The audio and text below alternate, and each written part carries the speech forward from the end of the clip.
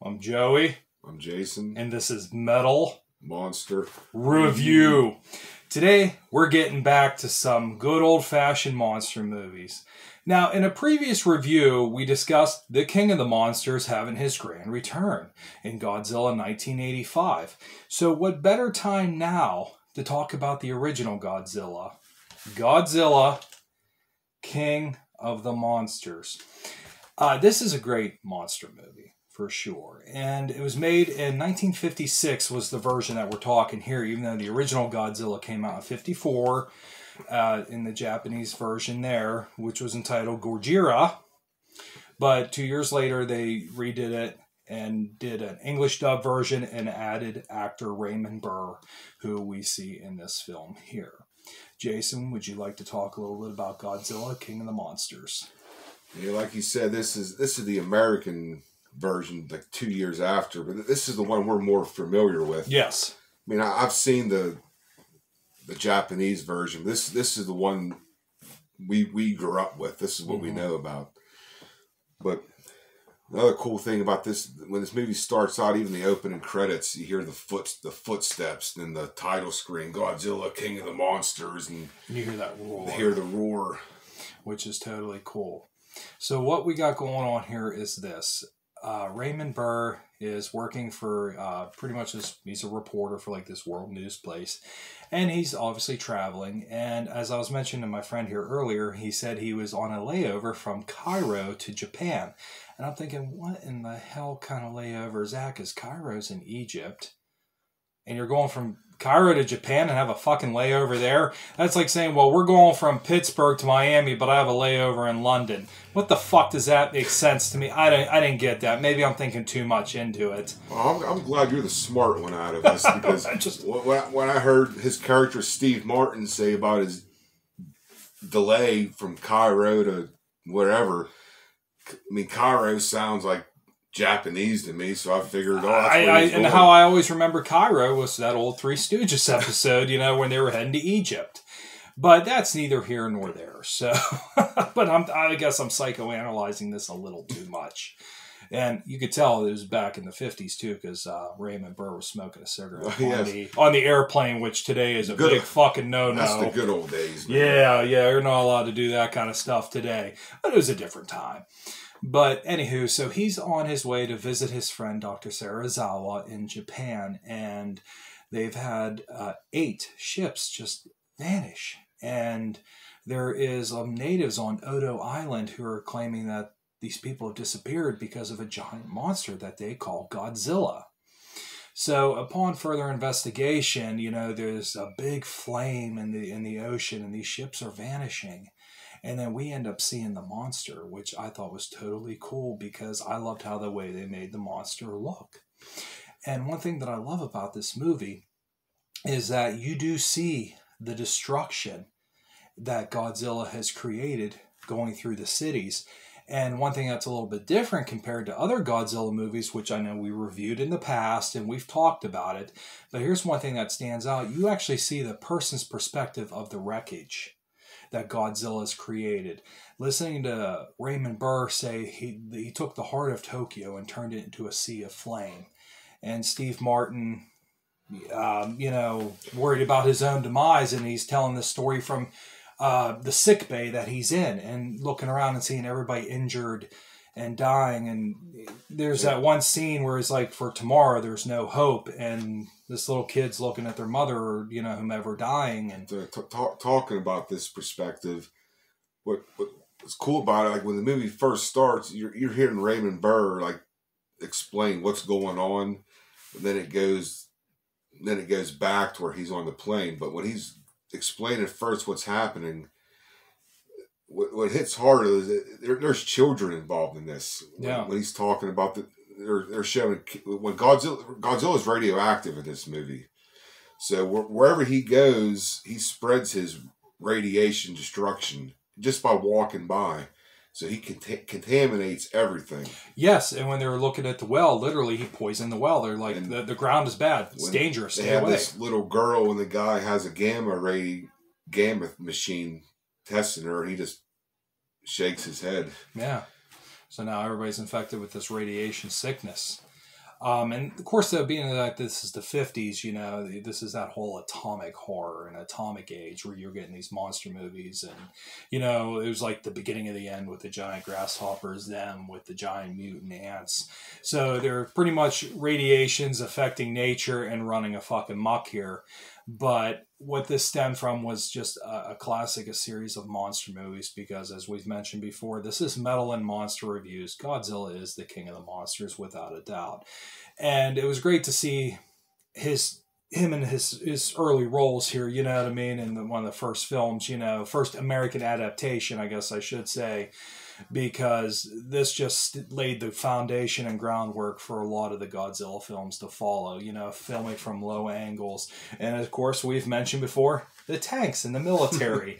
And it's just not slowing them down, you know. Hell, he probably just shakes them off like a bad case of the fleas, or, you know, you got a bad mosquito bite, whatever.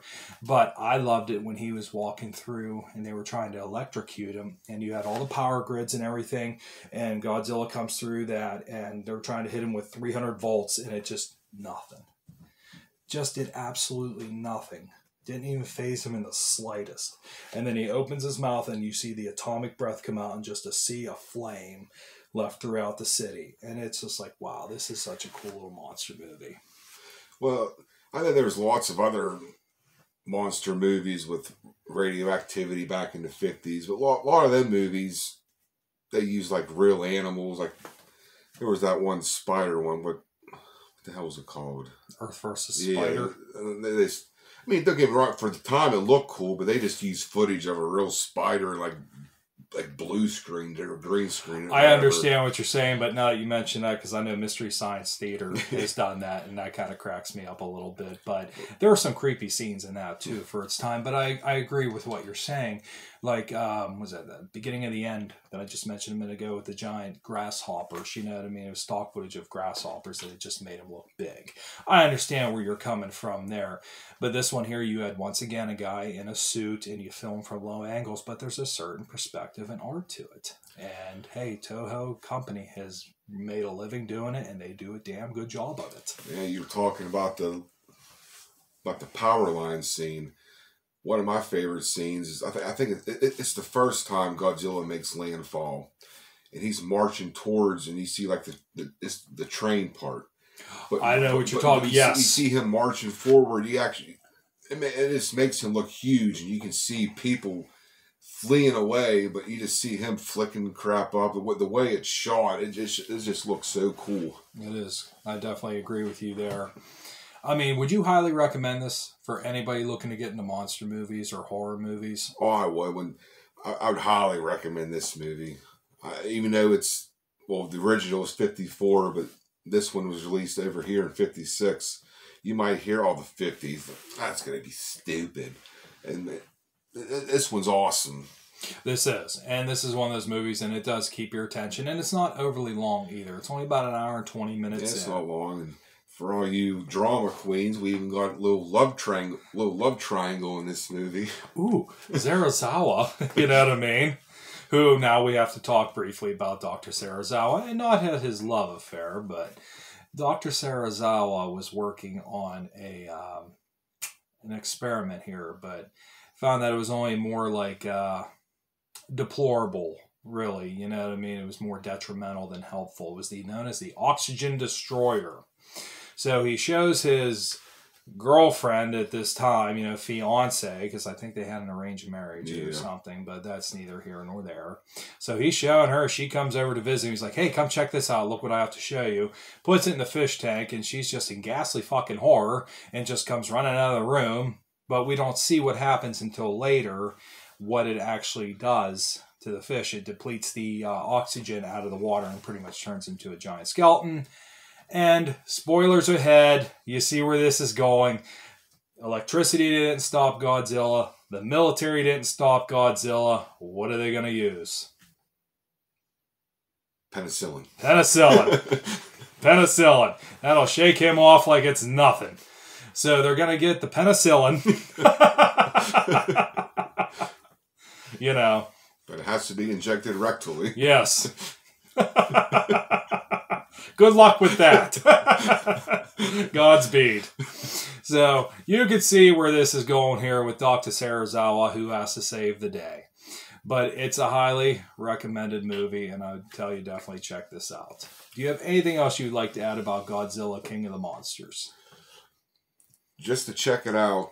And if you guys watch this and you see any weird little fuck-ups, like my friend mentioned about the Cairo, Japan layover. I don't understand that. It's 8,000 miles difference. How the hell is that a layover? Like, the one mainly little goofy thing I've seen, like I know it's a movie, but when I watch these things, I'll start analyzing shit. But when Godzilla was going to attempt to make his second landfall, they wanted to make a defense up, and all of a sudden they put all these electrical towers bordering the whole bay. The next day, I'm like, how in God's name did you put up all these towers in less than 24 hours and have it ready to go? Yeah, I mean, somebody's on overtime.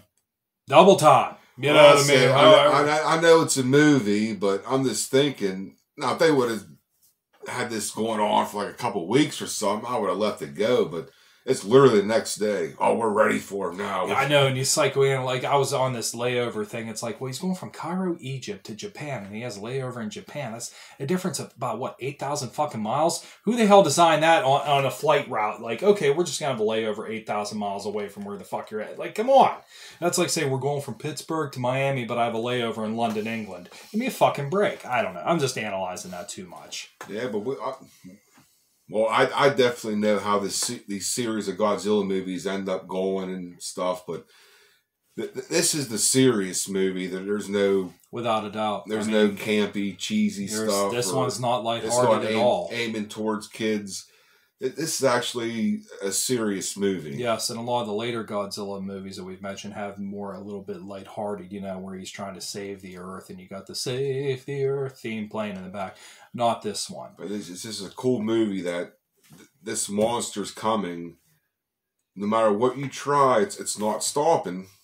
And this monster has he's just a force of nature, just destruction. And he shows no mercy what he destroys. Without a doubt. And all he left was a trail of destruction. And one thing I do want to mention here is, like, being that this one is in black and white, I think that gives it the creepy tone. Oh, it definitely does. If they would make this movie in full color, I don't think I'd want to watch it. I honestly don't think I'd want to watch it. I would definitely check it out, but I'm used to seeing this one in black and white, and this is one of the select few in black and white, and it gives Godzilla a whole new look. He's talking about the black and white thing. I remember they redid the original King Kong. They had it in color.